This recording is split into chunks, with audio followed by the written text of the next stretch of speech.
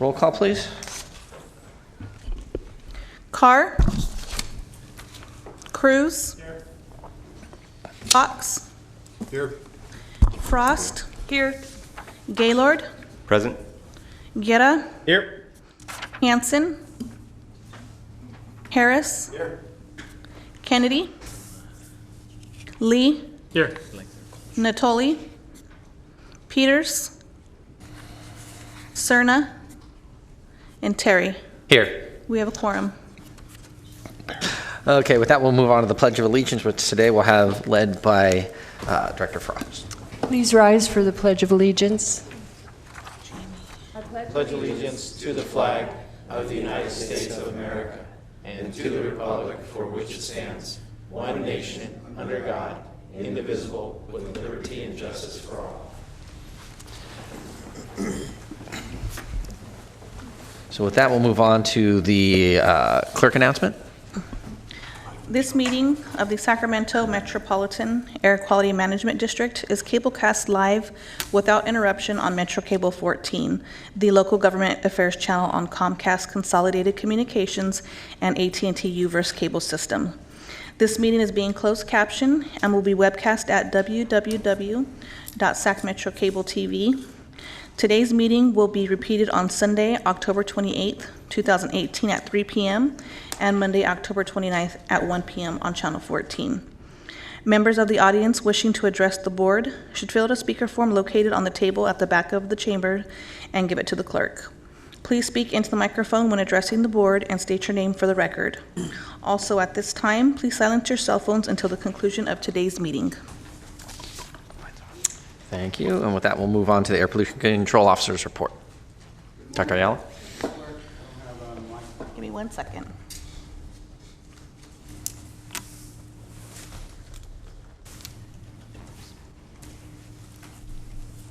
No mic. Let's see. Can you do it from there? Oh, Yep, there we it go. goes. I was getting ready to move. Good morning, board. Thank you. Thank you for joining us. The last meeting of 2018, hard to believe, but I appreciate you making the time for us. We have a number of items, as is customary, that we want to make you aware of. Today is going to be a bit of a tag team report. I have Mr. Lemos, one of our, he's our acting division manager for transportation and climate change division. He's going to help me report on a couple of items of importance because he's actually the one that was point contact on it. And we'll get to that right away. So the first thing is, and I would also invite Vice Chair Guerra to chime in as he deems appropriate. The first thing is, as you heard in September, a very important mission that our board members and our staff were on to Germany. So we'll let Mr. Lemos tell us a little bit about it. Good morning. I'm Jaime Lemos, the acting division manager. Is your mic on? Yeah, the mic is not on. Does he Take turn it two. on or? It's on. There we go. So good morning, my name is Jaime Lemos. I'm the acting division manager for the Transportation and Climate Change Division. So last month during our board meeting, Alberto mentioned that there were a few of us in Germany. The trip was organized by the Greater Sacramento Economic Council's President Barry Broom and Vice President of Business Development Neil Best. Participating was Yvonne Harris, Associate Vice President of the Office of Research Innovation and Economic Development at Sac State, and Michael Hasso, Assistant City Manager of the City of Sacramento. Our board members, Phil Serna and Eric Guerra, and myself. The week-long trip consisted of back-to-back meetings in Aachen, Hanover, and Berlin. We were hosted by the Production Engineering of E-Mobility, the PEM group, of the RWTH University of Aachen, Germany, and met with various auto manufacturers, startup companies, potential investors, and visited the International Trade Fair for Mobility, Transportation, and Logistics in Hanover. The purpose was to observe, evaluate, and understand the PEM's innovation and ramp-up facility and determine whether this model fits our region. The partnership between PEM, the traditional auto OEMs, and the zero-emission mobility starter companies allow collaboration to reduce risk and serve as a catalyst to promote innovation in the mobile sector.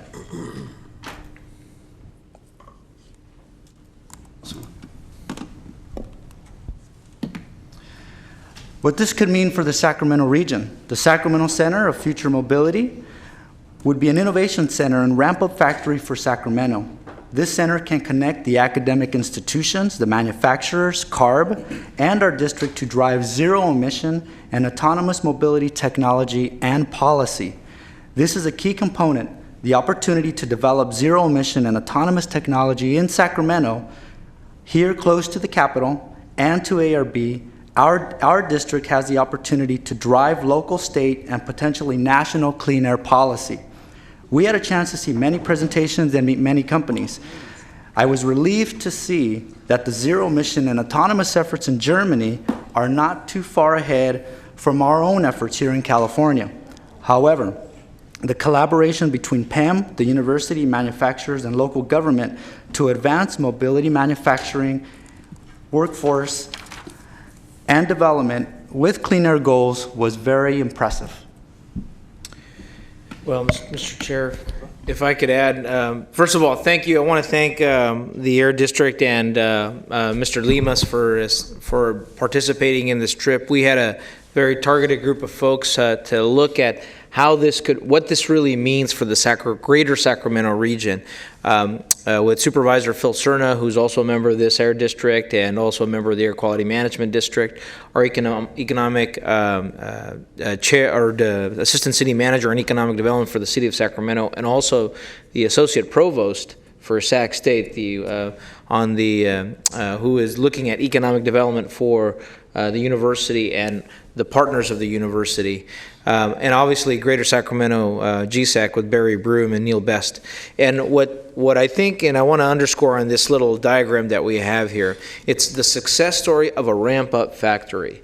And they're the PEM, who focuses on not just research, but actually production and getting things up to scale for zero-emission technology, zero mobility technology. And our mission here in this board is to ensure that we have good air quality, that we maintain a healthy breathing. But for many of us in our respective cities and board of supervisors, our roles are in economic development and ensuring that we have jobs, that we have the future economic prosperity of our cities. And what is exciting about this is this institution would like to replicate that public-private partnership with their educational institution in the Sacramento region. And for the purpose of looking at zero-emission mobility. For us, I think this is an exciting opportunity because, as Mr. Lima said, we're not that far behind. But it could, what we saw there are a number of spin-off startup companies, but most importantly, it brought back manufacturing, particularly in a country like Germany, much like the United States, where no one ever thought manufacturing could come back to. And they did it through this ramp-up factory style. What the term they called it, I think, was primal style or whatnot. We got a kick out of that. But for them, I think they're interested in looking at the United States market and particularly Sacramento because the regulators are in Sacramento. We have a unique environment where we have both metropolitan, rural, and suburban, where it could be a testing site for the state. But most importantly, I think this collection of body, and we've seen it when we've gone to cap, it's a combination of local governments that we can work together. And those are the big three pieces. Can the local governments work together? Can the institutions and the universities and the private sector work together? But most importantly, it created true jobs and not just research for the sake of research and prototypes for the sake of prototypes, but actually producing the future of mobility in the region. And I think if we corner the market in Sacramento for e-mobility, we corner the market for the state, and then after that, when California sets regulations, the rest of the country follows. So. Thank you. If I may, I just want to put a finer point on what Vice Chair Guerra said in terms of why we as a regional air district are investing our time and resources on this. The reason for that is as follows. There is obviously a role for public policy to promote this sort of development. So obviously for us, we're not necessarily after the brick and mortar development of something and the gizmos that you're going to make inside. But to the extent that technology develops zero-emission mobility, eventually you're going to have to take those gizmos and try them out. And I'm a strong believer that there is a key formula that involves federal, state, and local policies that can work in concert to promote this sort of development.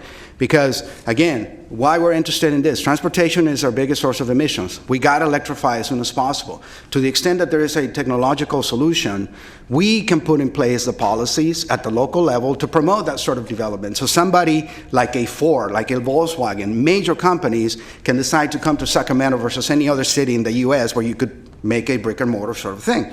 The second thing is, maybe we don't have the authority to put some of these policies together. But we should be educating ourselves in terms of, to the extent that we come up with some idea, then we take it to our state body and say, we have the idea for the next rule, the next great policy that's going to come out of the California policy-making machine so that we can promote the technology. That is the opportunity for us. That is why we are investing and we're committed, and we welcome the opportunity to engage with GSEC and look forward to more of this. So we just wanted to give you an update, and we'll bring you more as the information rolls out, and we do a mind meld with some of you who went on the trip. No, that was good. And you could, if you wanted to follow all of the postings, and we did, and it was in a pretty aggressive schedule. I think we started at 7:30 or 8 a.m. every day, and we finished up. The Germans don't mess around. They had us going till 8 o'clock at night. The finer point, the last point I think is, if we're going to move the needle on air quality, it's the non-stationary sources, right? It's all the mobile sources that I think we can actually make something important here. And even to Mr. Harris's point, we also looked at some startups that did e-aviation there, and they were looking at it from understanding the cost of future roads are going to get more expensive, and at some point we have to look at what that future is. So again, thank you. One of these days, I hope that we can hear from Director Cerna when he has a chance to join our board and get his perspective. I want to move on the APCO report. The next item that I'd like to make you aware of is, oh, I'm sorry. I'm sorry. Director Frost, sorry. Thank you. Could you just explain the prototype examples? There were a couple on there that I didn't understand what they were. Sure. So on the top blue squares is kind of the idea, the innovation center, right, where OEMs, traditional OEMs and starter companies come up with this idea, and so it's a little too costly for the manufacturers to really fully develop the idea. So they go to the PEM group, and in collaboration with the university students, they allow the university students to problem solve and find a solution for this. They develop a prototype, then the prototype gets tested out within their facilities. Eventually, at some point, they go through the ramping facility process, which means that they go from one prototype to 10 to 50 to 100, eventually to a point to where the traditional OEMs or the starter company says, okay, we're good to roll this out into the commercial market. And that's the idea of the prototype development there. So what is the Ford Cart E? Ford Cart? So that was Ford wanting to develop a people mover. Someone stands up on that people mover, and I believe I have a picture of Director Guerra on this. So I'll have to share that with everybody. Early version of a hoverboard. It is. Oh, wow. It is. I wondered what that And so was. the prototype examples are, you have Street Scooter on the far left, which serves really the DHL company, which is a delivery company there in Europe. You have some smart bikes or electric bikes, and then you have smaller vehicles for passenger vehicles and light duty, and they also do battery manufacturing on site as well. Oh, wow. Okay. Well, that was what I wanted to know. What is that? It looks like a box. Yeah. That's a hoverboard. Yeah, it's a personal hoverboard developed by Ford and the PEM Group. Thank you. Very good. Thank you. Moving along. I'm going to take you on a roller coaster because I'm going to go straight from very good news to very bad news. But again, might as well put it before you. I hope that you heard in the news a couple of weeks ago, there was a very important report that came out of the IPCC, the Intergovernmental Panel on Climate Change. And really, this is the what I call the gold standard of the latest science on climate. I mean, this is, the world's top scientists, 91 in this particular case, 44 countries, multi-year effort. Lots of people looking at the work that they published. And this is really the reference point. When we talk about taking action on climate, low carbon development, we go to this report to get the latest understanding in terms of why the world has to change, because the planet is in peril. And unfortunately, the latest report is pretty grim. I mean, things are worse than what we thought in the last report, and the extreme change in the climate is going to happen faster than we initially anticipated.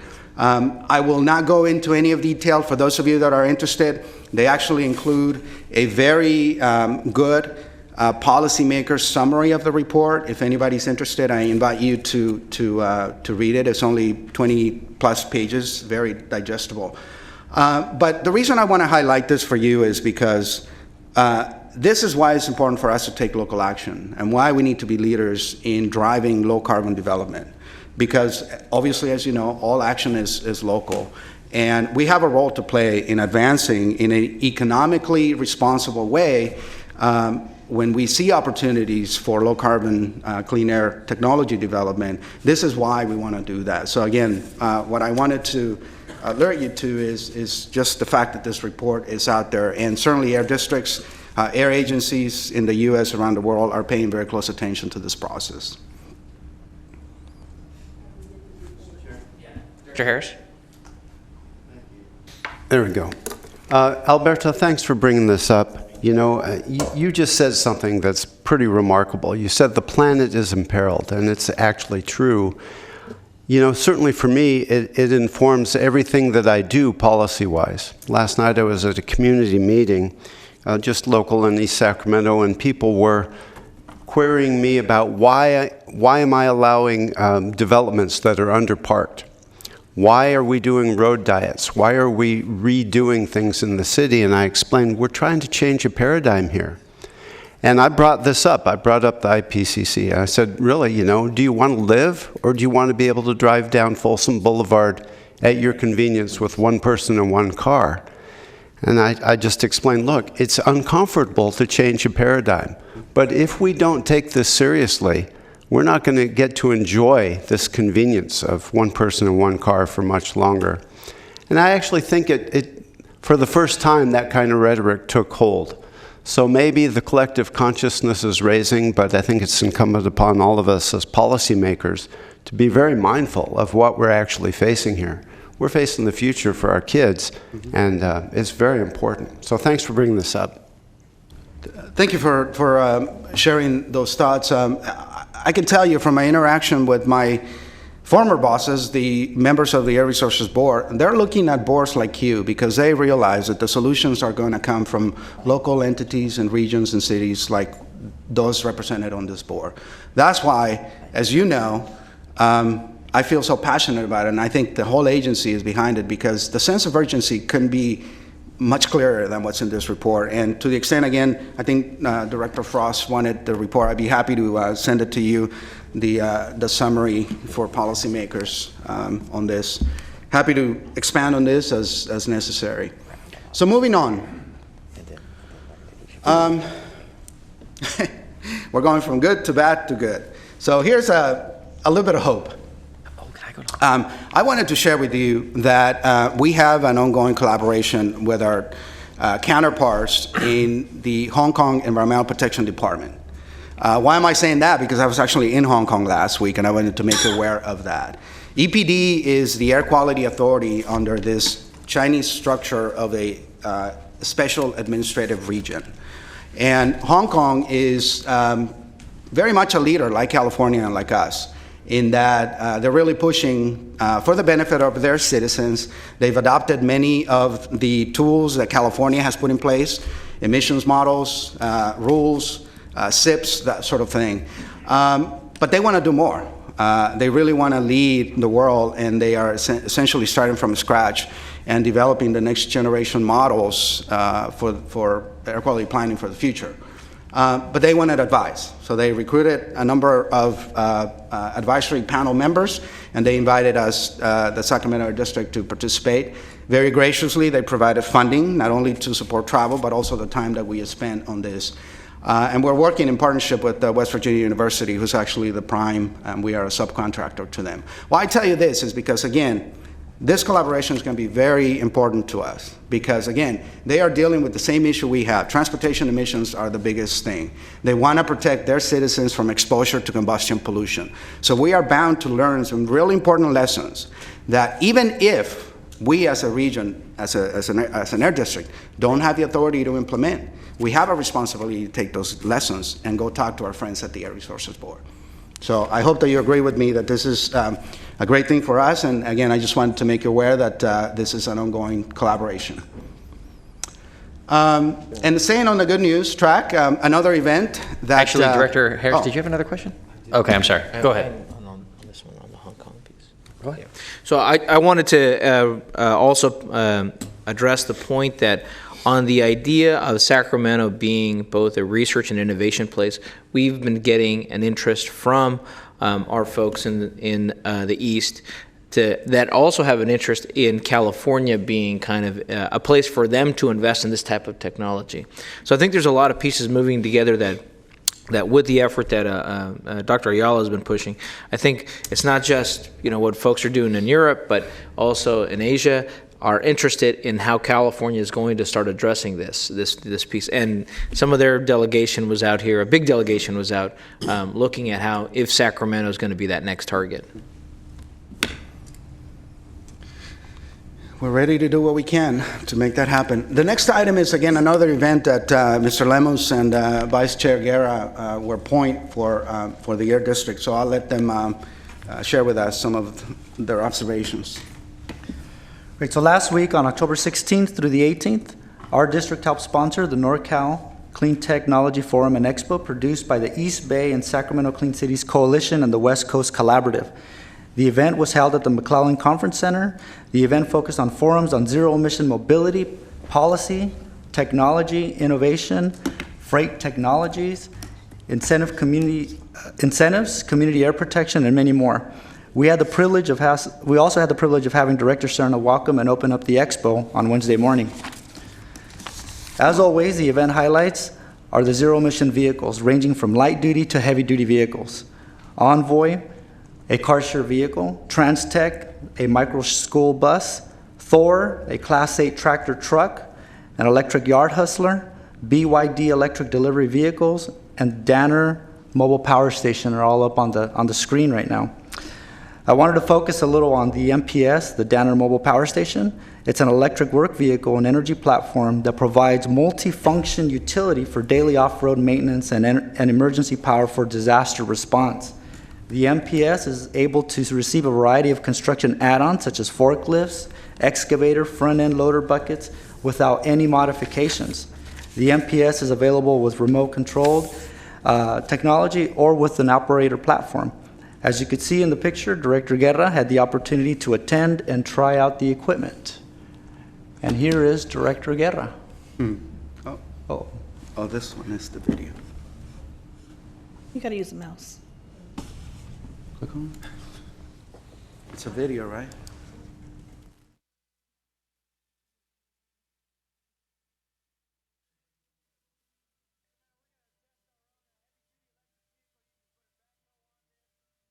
The wheels turn left, right, forward. Yeah, watch out. Okay, I wouldn't work well enough.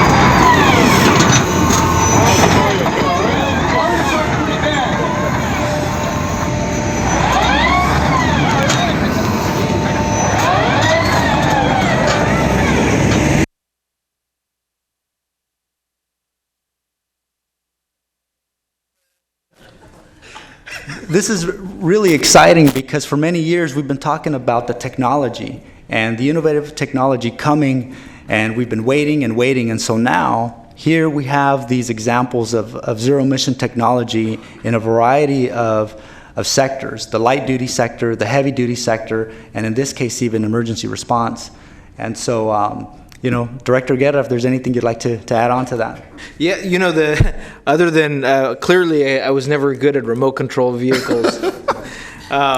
Maybe not even regular ones. But the unique thing about this technology is we had this major fire and disaster in Napa recently where they lost power, they couldn't get equipment out. That device there, not only can you add every attachment to it, like a driller auger, a backhoe, or any other heavy duty equipment, but it also is a major power supply. I think they could last up to 3 days per that one, so that you could chip one in and people could tap into it and connect into it. So there's a unique role in disaster response and not only reducing our when our heavy duty vehicles might be diesel to get, if we can't get diesel to a location, you've already got these equipment. So it was a unique experience to look at how this technology can help us in disaster response. Did they give you any idea of the lifespan of the batteries? Because that always seems to be the variable here is that, was it Tesla, 100,000 miles, you're supposed to replace the battery and that's 10 grand or something like that? Did they give you any indication on this type of equipment? No, we haven't discussed exactly their battery life and technology. However, they did stand behind being able to serve as emergency response for 3 days at a time and be very reliable. And I think the back part of that, what you see on that MPS, is actually the battery pack. That whole thing, wow. Okay. Yeah, so I think, in my opinion, I think half of the cost of that vehicle would probably be that battery itself. That vehicle looks like it's a battery. Yeah, you can add up to 2 massive batteries in configurations where you have one in the front and one in the back, and then be operated by remote control to really have high capacity. Director Carr had a question. Eric, how close do you have to be to operate the remote control on that thing? Do you have to maintain a close distance? when the operator was operating it at the first time, he was almost all the way to the building, pretty far back out. So if you were in a dangerous area, you could also send that down into a place where maybe you don't want a human person operating some heavy equipment. But you can be in the cabin. You can also be in the cabin too. So it can be managed in the Either cabin, way. but you can also manage by control. Yeah, my car will do that too. In fact, I used it to park because the parking places are so tight. Mm-hmm. But you have to be fairly close to the car in order to use the remote. Yeah. I think that, a lot of this technology is still advancing. The battery technology is advancing. When we get to scale on this stuff, it's going to be some unique opportunities for us. Perfect segue, if I may, because just a couple things. This is the reason why we've been so aggressive, and with your help, we're going to do everything we can to attract more cap-and-trade dollars to the region. Because if we can do that, then we will be in a position to invest in this kind of solution for our businesses in the region. So this makes it real in terms of when you hear us talk about investments and incentives, this is the reason why. Because if we don't have the cap-and-trade dollars, this is all good for, dog and pony show, but there's no real benefit. The second thing is, battery technology is advancing and is going to become a real solution. It already is a real solution. Don't forget, electric vehicles come in a different flavor. There's the fuel cell technology that could be a solution as well. And that is, as you have heard me say before, another priority for us. Because I do think that regionally we need to make a big play on hydrogen, because in many instances, because as you noted here, maybe the battery is not the right solution. Maybe it's a fuel cell stack. And it exists. So another priority for us. So thank you. The last item I have on the APCO report is simply a verbal notice that I'd like to share with you all, particularly those of you that sit on the Sacramento RT board. As you know, the SAC RT has been undergoing an optimization project. You are going to be convening along with the rest of the board members on November 12th to hear the latest results from the optimization project. And we are anticipating making public comment at that meeting.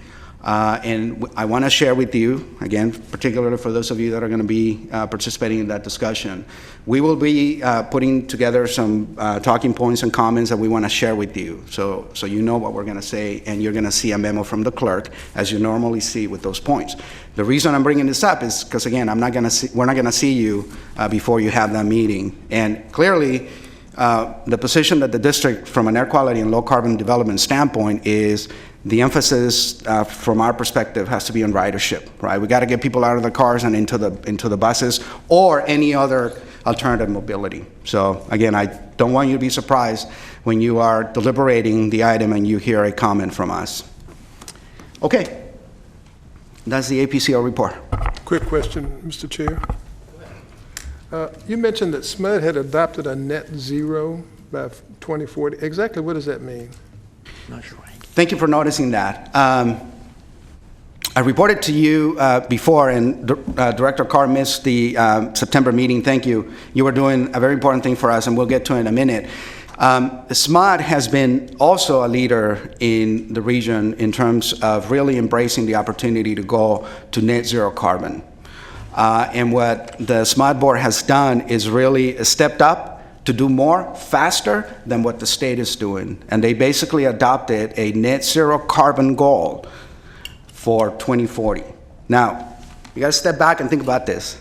This is a major electric utility, the 6th largest in the US, and they just committed to get us to zero carbon in 2040.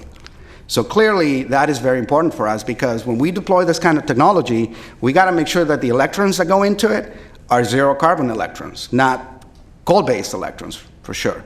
So that was the action that the SMUD board took. We were there to provide testimony. Actually, it was Mr. Lemus again who provided the testimony. And we are growing the partnership with SMUD because clearly they have a mandate and interest to deploy electrification of transportation, which is very much in line with what we want to do. I understand. But what does net zero mean? That means there is no carbon, no CO2 emissions from generation of electricity.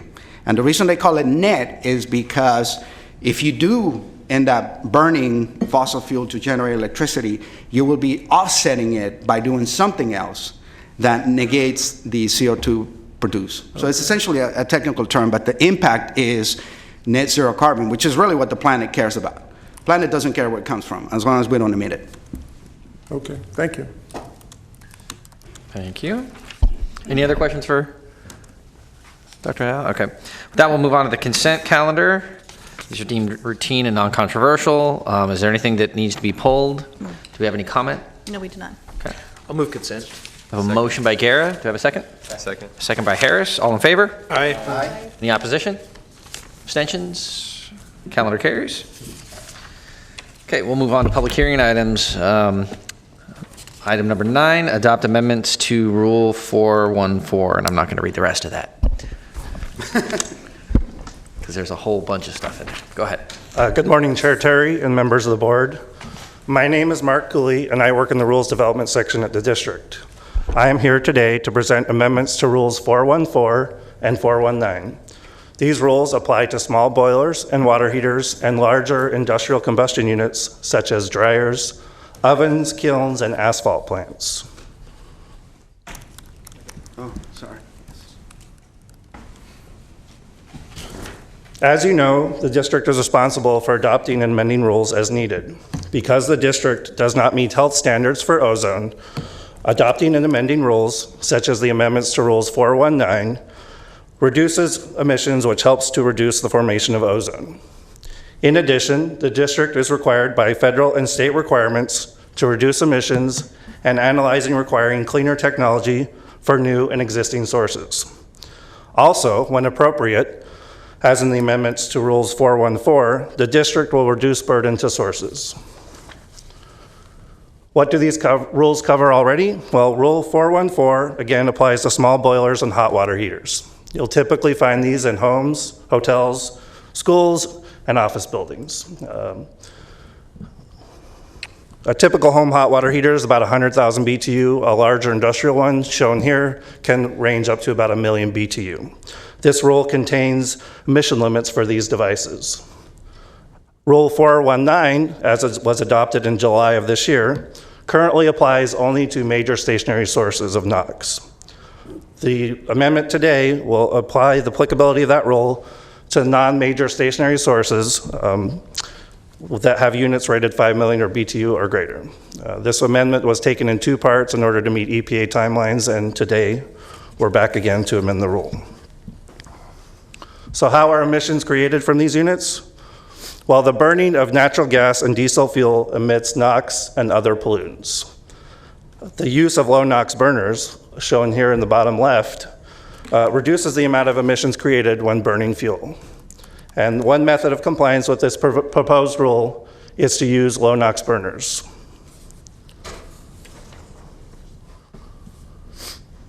As mentioned, the amendment to Rule 414 reduces the burden to sources. Hot water pressure washers, illustrated here in the upper right, are proposed to be exempt from the rule requirements. These units were not previously identified, and other districts have exempted these hot water pressure washers recently from their rules. The reason for this is there's a lack of compliant equipment available today, and they're limited use type of units that are not operated very often and for very long. The amendment to 419 is the second part of the adoption. As mentioned, the rule was adopted in July to meet requirements. Staff took additional time to address some industry comments that we received at a workshop in June. And the proposed rule will meet the state requirements that were identified earlier.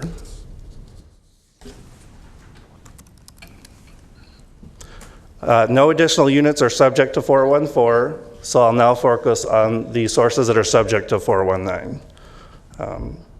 There's 14 sources with a total of 19 permitted units that are subject to the rule. These units range anywhere from just over 5 million BTU up to 135 million. The larger units are located at asphalt plants, and the smaller units are manufacturing facilities and industrial bakeries. 12 of the 19 units were identified by staff to potentially not meet the proposed standards. These units may potentially need to be upgraded or replaced with new equipment to use low NOx burners to meet the requirements. And the staff also identified what the potential costs were and included those into the analysis of the rule.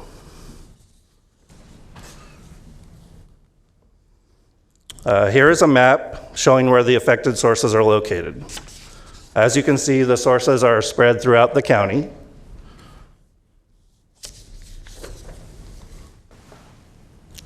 And the amendment to Rule 414 will forego some emission reductions, which are offset by the amendments to Rule 419. The amendments to 419 are about 5.5 tons per year. These are significant reductions, but affect far fewer sources than a previous amendment to the boiler rule, which was much larger reduction, but again, it affected a lot of units. This rule only affects a few. The overall cost effectiveness, based on staff's analysis, including those costs mentioned, was about $7.66 per pound of NOx reduced. Compared to other district rules, this is less than previous ones.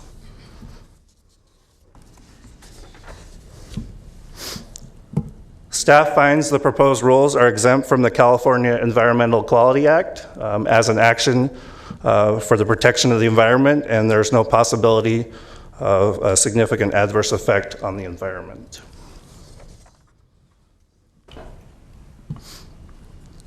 Consistent with prior rules, staff conducted the outreach shown here.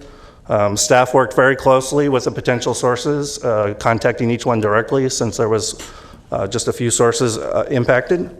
And we also published notices in the B and sent notices to those who signed up for notifications.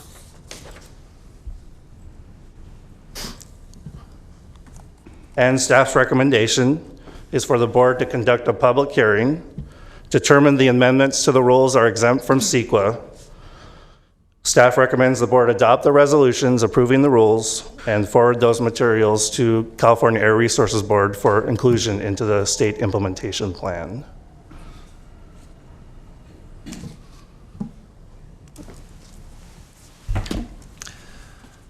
This is a public hearing, right? So let me open the public hearing. Do we have any public comment on this? We do. I have Miss Becky Wood with Tykert. Okay.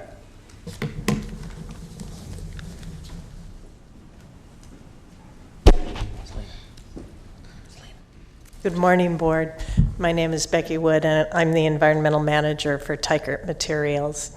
We have 3 units that are affected by this rule, and we have worked with staff to address some of our concerns with the way the rule was originally written, and we are in support of it. I will just, one clarifying comment just based on the presentation that was just made. This rule was originally in SIP that came out a couple of years ago, and it was removed before the SIP was adopted. And where you say adopting this rule would have no possible environmental impact is not true, because it wasn't adopted in the SIP for the entire non-attainment region. Someone could set up an asphalt plant that met higher emission standards just across the county line in like South Sutter County, and there would be additional truck emissions from such a location to meet the market demand. So while we support this rule, have no problem with it, we really would prefer to see it get into the SIP and become a standard for the entire region to keep the playing field level and make sure that some of those impacts don't happen. So that's my only comment. Thank you very much. Thank you. Director Carr had a comment? Not a comment, a question. Sure. The map with the sources, the map that you displayed with the sources, do you have anything more definitive? I'd like to know in my district for sure if there are sources, because I'm probably going to hear from these people. Yeah, I have a map here with all the sources on it. I can give that to you after, or... Yeah, we probably all would like to see it. Yeah, I can send that out. I have a list of sources I can send out too. If you want, I can go over each one on the map right now. But if you just send it to us, it'll be okay. And perhaps, can you just give the board a general sense in terms of the nature of the interaction we've had with the sources? Yeah, with each of these sources, we talked to them on the phone. We visited several of the sources, working with them over the last year or so. So all of them should be aware of it. Again, 7 of the sources are already compliant right now, and the rest are more than aware of it. I guess I want to make sure the board understands this. Have we heard of any issues with the sources? No. Right. That's the key issue, that we've been working with the sources. They understand the rule is coming, but we've been interacting with them so that the impact is not going to lead to any issues. And, you know, the clarification provided by Tykert is a point well taken. Okay. Director Harris. Thank you, Chair.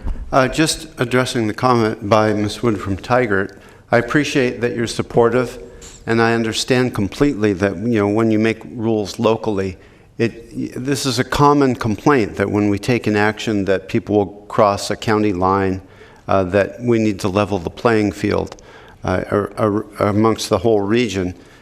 You have to start somewhere, however, and these kind of rules adoptions do spread, and I do anticipate that it will reach a wider geographical area as a result of this action. I don't know, I'd actually like to ask our director, Ayala, if he concurs with that idea.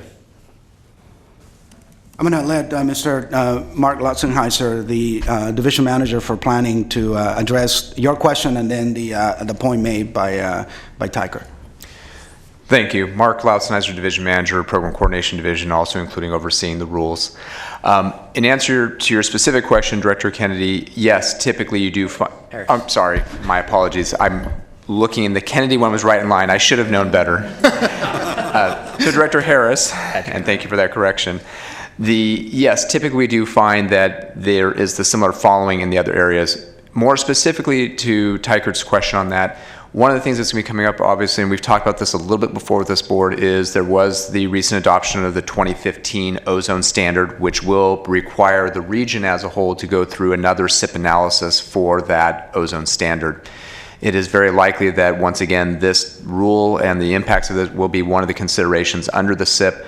The one other thing that does happen for new sources when they go in, and maybe to back up just 1 second, this particular rule is what's called a retrofit rule, meaning we look at the cost of implications are looked at a little bit differently when you're requiring an existing facility to make changes versus when we talk about best available control technology, or BACT, which is what is applied when you have a brand new operation coming in. And typically BACT is even more stringent than when we go through on a retrofit rule like this one. So if there were a new operation that was going in an adjoining district, and both from a competition standpoint and just a regional air quality perspective, they will have to be as clean as this rule at a minimum, and possibly even more stringent than what this rule requires. Because if we're already able to require this from a retrofit standpoint, then the expectation is that is sort of the floor, if you will, for a new operation going in. Along those lines, you'll hear a little bit more loosely touching upon this when we give you an update on AB 617, the Community Air Protection Program. One of the element of requirements that came out of that program was a statewide update to the clearinghouse on both BACT and BARCT requirements. And certainly rules like ours are going to be part of that determination. So if there was new competing businesses going in with similar equipment, they'd have to be meeting this level of emission reduction or cleaner going in. Thank you. That's a great clarification. Okay.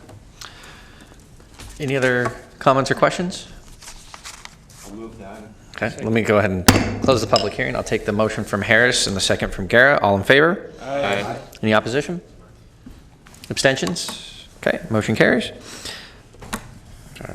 That was 9. Now we're moving on to discussion calendar items. I just want to remind staff, I think we have a couple of board members that are going to be in the budget committee that have a hard stop at 10:30. So these next 2 items we do need to dispense with fairly quickly. Thank you. So with that, we'll move on to item 10, which is update on Sacramento Regional Transit new micro transit programs. So as Mr. Alsh is making his way to the podium, I'll introduce the item. This is a question that Director Fox asked us to come back on. We introduced this about a couple of months ago, and it's a very exciting project for us, and we're very pleased to be working with Mr. Alsh and his organization. So rather than us giving you the update, we went directly to the one that is making things happening on the ground. So trying to, yeah. Good morning, Chair Terry and Vice Chair Guerra and members of Air Quality Management District. I'm Nathan Olsh. I'm the Executive Director of the Franklin Boulevard Business District, also the Executive Director of the Franklin Neighborhood Development Corporation in South Sacramento. We serve 600 businesses, 160 property owners, 7,000 employees, and have about 10,000 residents that live in our area. We are a predominantly low-income, disadvantaged community, looking for ways to serve both for economic prosperity initiatives, but also to lower greenhouse gases and improve the lives of our community and the health thereof. Perfect. So this is a quick update as requested. Coming back, we have hit a peak of about 138 riders. I should preface this with the fact that I do not serve or represent RT. However, we are a strong partner in this endeavor to be sure that we provide most available mobility options for our community. So as we're moving forward, we are looking at an increase in ridership. Specifically, the boon of our endeavor here is the fact that we're using more of the app than we are phone calls, which reduces the stress on the call centers and actually provides us an educational moment for the community that we serve, which is predominantly, once again, low income, but more specifically Latino. We have 48% Latinos specifically in our district, not counting that further of South Sacramento, for example, in Councilmember Carr's district, where there's a predominant Asian, Pacific Islander, and or African American community as well. So as we're moving forward, I am not representing you either, Councilmember Carr, but I do want that to be stated that it's serving not just Franklin Boulevard, but other parts of South Sacramento. The trends that we do notice, however, also are the fact that people are connecting to other nodes of transportation, which is exactly what we want, is people to connect from the bus routes to light rail specifically and or other modes of transportation as noted before. What we are looking at, and I'll get into this a little later, are other implementation strategies such as bike share, the jump bike, for example, coming south of Sutterville, and as well as car share, et cetera. So we are seeing a surge once again in the ridership. We assume that that will continue. We do have huge marketing outreach. I didn't bring copies, but this is one of the items that we do post up in the business districts, specifically on Franklin Boulevard. This one is in Spanish because of the constituents that we serve in our district, but we also have other partnerships which include the other PBIDs in South Sacramento, such as Mac Road, Florin Road Partnership, La Familia Counseling Center, one of our most prominent and service-oriented community-based organizations, as well as the Asian Resource as well. North City Farms, a neighborhood association that we serve as well, MLK Avenue, Southland Park Neighborhood Association, Sacramento Children's Home, and we also put this out in the events that we serve for our community as well to let them know that this is transpiring. The biggest barrier that we have is actually the educational component of allowing people to know that this is available. There's a huge upfront cost, if you will, in terms of the labor and getting the word out there. Also, obviously, the cost of the materials that we put out. But we're trying to figure out ways to get that information out. So Facebook groups, for example, or El Face as we call it in Spanish, but also looking at other modes that we can get the word out there. So we're looking at putting a radio ad out on a Spanish radio station here in the next few weeks as well to let people know about microtransit and specifically the other modes of transportation for our folks.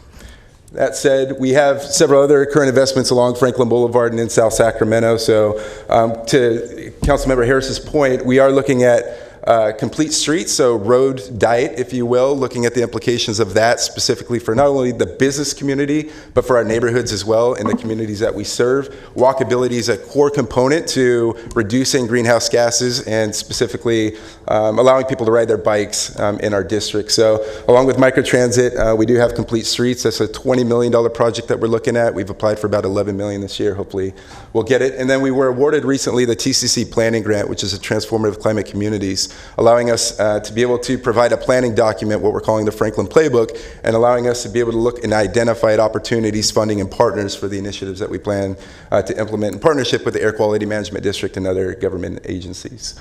That said, just really quick, once again, some of the other mobility options we're looking at to reducing carbon footprint and specifically greenhouse gases. Jump bike would be a great opportunity for us, but once again, because of the infrastructure issues that we have on Franklin Boulevard and other parts of South Sacramento, we're looking at investing in our infrastructure specifically to allow for some of these other investments that come down the pike. So we are ready for it when we're implementing, and then also on the educational level to let people know about what is car share, what is microtransit, what are those orange bikes that are floating around. They're floating around in our district. They're not supposed to be per se, but we find them laying around, and that's actually a great educational moment for us because then we get to talk to our residents and the business owners about what could happen. There is a demand for it. There's discussions informally and formally about what options do we have or could we have. Jump bike is by far one of the highest demands in our neighborhoods, specifically south of Curtis Park, to allow people to access other businesses in our district. We have some pretty good breweries as well in our district that people want to access, but they want to drive to.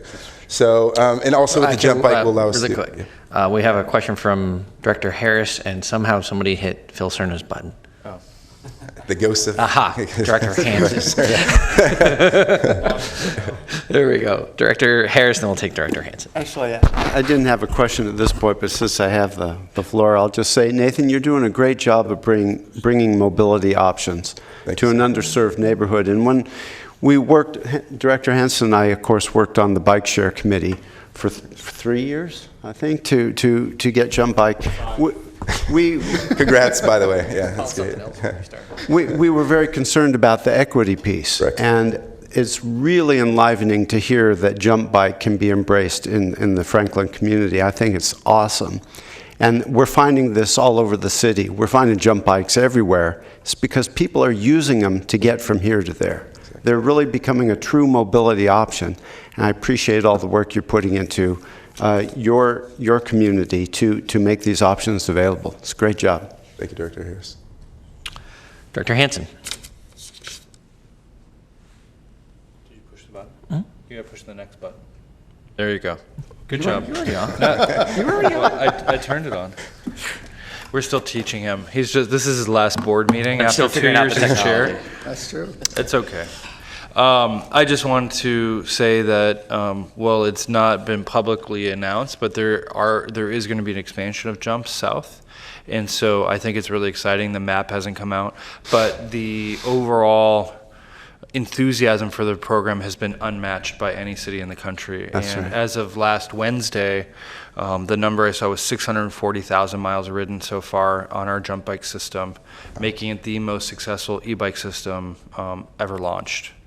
And so the additional capacity by expanding the service territory and hopefully more bikes will probably also be necessary north to areas of North Sac and South Natomas, although the connectivity is not as good. But I wanted to, if you didn't know the good news, which it sounds like you do.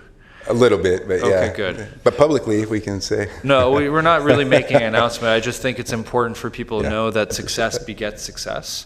And our hope was in launching a successful pilot that it could grow. And I really think our staff here, because the program started at the Air District and then got to a certain point of development and then was handed off to SACOG because it was a 3-city program, it has been enormously successful. Yep. So. Thank you. Thank you. Vice Chair Guerra.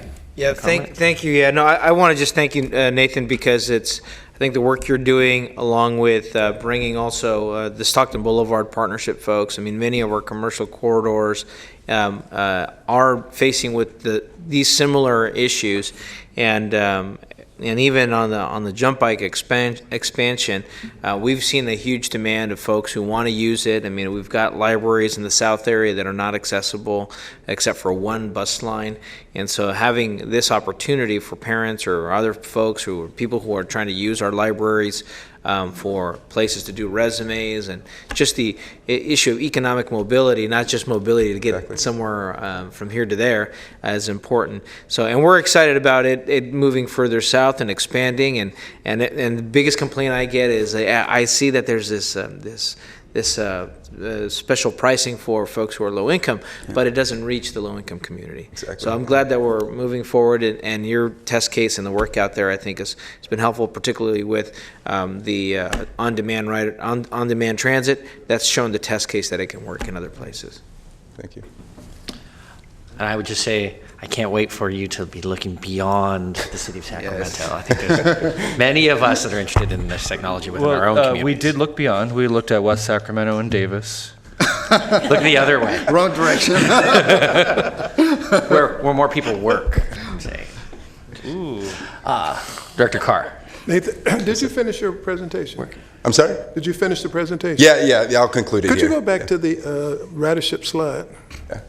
And maybe you or somebody from the RT board, I think we got some RT board members here. What's the break-even point? How many riders do we need in order to self-sustain? It's a question I asked, and I don't know if somebody else has a better answer for that, but I don't know if there is, to be honest with you. But it's getting people from our standpoint. Our goal mission is, as you probably know, is getting people from point A to point B. That I don't know if you can, so to speak, put a price on it, but I think ridership is very important, and this is actually allowing people to take public transportation in other cases that they probably wouldn't have. Yeah, So, well, we're probably not at break even yet, but yeah, at some point, it has to sustain itself. exactly right. Yep. And I think it's important if we know what that number is. Yeah. And I think because we're still piloting and trying to figure that out, and once again, I'm not speaking on behalf of RT, but some of the conversations we've had internally, we're figuring that out with the data points that we're collecting at this, specifically for our areas in South Sacramento. So That's a great point, Director Carr. And from the Air District perspective, this is a reason why we are happy to partner with Sacramento RT and also with our friends across the river in West Sacramento, where they are trying a microtransit solution, but it's a private venture with the VIA system. We want to educate ourselves to make sure that these are new solutions. So clearly, we're not going to be there for a while, but to the extent that we find something that works, then we can at least do what we can to promote it and eventually get it to a sustainable fiscal situation. Glide path. I should mention, because of the investment that's happened through RT and our partner agencies, Electrify America has come forward, and they're going to invest millions of dollars into the infrastructure, and by Q1, Q2 of next year, swap the carbon vehicles for electric shuttles and buses. I've got to say, we got another comment or question from Director Frost, but I will say that between electric aircraft and electric vehicles, boy, we really like to dig into these things. These have been probably the most robust conversations that I've had in the last couple of years on this board. Director Frost? Yeah, on that same page, I wanted to go back to the reservation source, because I think that it seemed like there was in one of our conversations, we were talking about the cost associated with actually having people there to take phone reservations, and we talked about possibly offering an incentive. They get a free ride if they do it on the phone app or whatever, just to get them used to using the phone app. Did RT do anything like that? I love their others. They're using all kinds of incentives, which I think is awesome. Right, so we're pushing it when we're out in the community personally. I know our organization is, along with our community partners. I don't know the stats, sorry, at this point, but I can get that.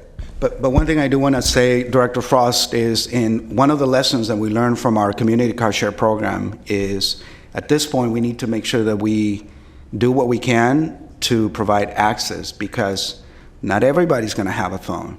Not everybody's going to have a phone with the app, so it's not going to be a smartphone. So we just talked a minute ago about reaching the right people. So at this point in time, I think is resources well spent if we just get the program going. And once people become familiar, hopefully we'll get there.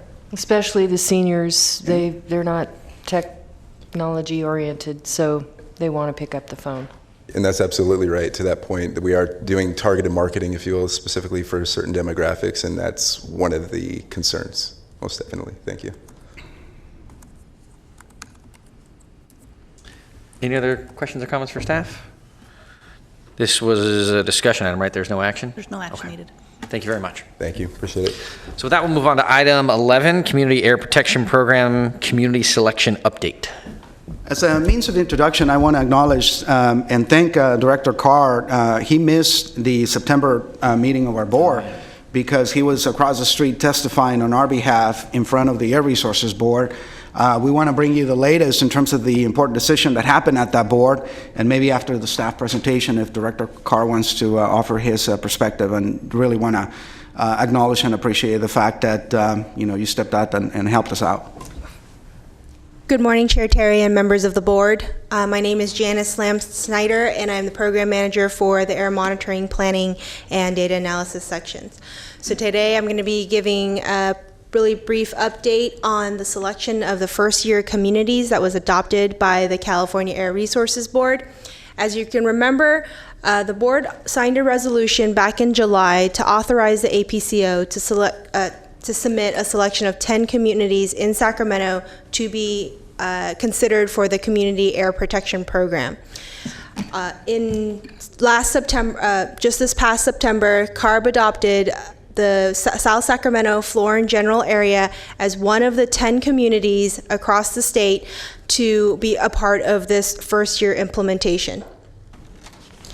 One of the key updates that we heard at the CARB board hearing is that, one, there was 10 communities that they selected, and that was across 6 districts: Sacramento, San Joaquin Valley, South Coast, Bay Area, Imperial, and San Diego. And one of the key message that we heard at the board hearing was that the communities that are selected for monitoring for the first year will be a priority for community emission reduction plans for the following year. So our community that has been selected right now for the first year for monitoring will be a priority possibly for community emission reduction plans. Another thing that we heard at the board hearing was that there needs to be significant inclusion of community members and engagement. This is a ground-up approach, and so one of the ways that the state board is ensuring that this happens is to have the districts convene a steering committee, an air quality steering committee, to help guide in our efforts for monitoring and our community emission reduction plans. And so the steering committee should favor the people, should be comprised of the people who live and work there in the community. So what is the district doing for outreach? We have a solicitation out for volunteers to serve on the Air Quality Steering Committee. We released an application and a letter to community members in that community, and the application is due back to the district on November 9th. I brought a package of applications for our directors, if you know any community members that live in that area, so that they can apply to be in the steering committee. We outreach to residents, schools, hospitals, and local businesses and NGOs in that area. We will be holding a public meeting on November 1st to provide more information to the community about what the steering committee will, what the duties are, the expectations, and the type of feedback that we're looking for. And then the first steering committee meeting is going to be scheduled the last week in November. Resources for implementation for AB 617. The district received initial funding to do the work, doing the initial outreach, participating in calls, but the state legislature allocated $50 million for each year for the next couple of years for the state to implement AB 617. So the district's allocation for the first year, we are expected to be receiving. But for years 3 and beyond, there is no secured funding yet. So we'll be working very hard with the folks over at the Capitol, as well as with CARB to hopefully to identify the funding to implement this program. So just really quickly, the additional elements of AB 617, you've adopted an accelerated BARC schedule earlier today. There's going to be enhanced emissions reporting from cap and trade sources and sources within those communities, and then incentive funding will also play a big role as part of AB 617 to reduce emissions in the community. There are lots of opportunities with AB 617, and it is really to improve the air quality and reduce the risk at our most needed communities. Like we mentioned, cap and trade funds are closely tied with AB 617 communities, and zero emission programs are going to be a key to reducing this risk. In addition to that, innovative emission reduction programs are going to need to be developed, strategies, thinking outside the box, and that will be a model for the rest of the communities here in Sacramento in reducing that risk as well as across the state. Thank you. Thank you. Any questions for staff? No. No questions, but I'd like to make a comment. Go ahead. So this is a big coup for us. And I want to thank you for staff for putting this together and lobbying and getting us as one of only 10 regions in the whole state for increased monitoring. And what that will mean is when implementation time comes, the resources will come to the community. What I stressed when I was speaking to the Air Resources Board was that they have some flexibility. We know they have to draw a line on the map, but air quality doesn't stay within the lines. And so when implementation time comes, we need to make sure that we can go beyond the lines that were drawn on the map. They didn't make a firm commitment on that, but reading the body language told me that they would do that when implementation time comes. So thank you for all the hard work that you've done on this. We really appreciate it. And the people in South Sacramento who will never know your name will benefit from what you've done. Thank you. Thank you, Director Carr. So with that, do we have any public comment? No, we do not. Okay. Any board ideas or announcements? Go ahead, Director Harris. I'd just like to say, tagging on to some comments that were made earlier, I also returned from China recently and was amazed at the improvement of air quality in 3 years that they had attained. Of course, in a totalitarian society, you can affect change a little more quickly than you can in a free country. And they've done just that. In our sister city of Jinan, 3 years ago, their AQI was over 300 most days of the year. I mean, it was extreme. Their visibility was down to 100 yards on many days. And in my recent visit, their quality was below 100 and 70 on some days.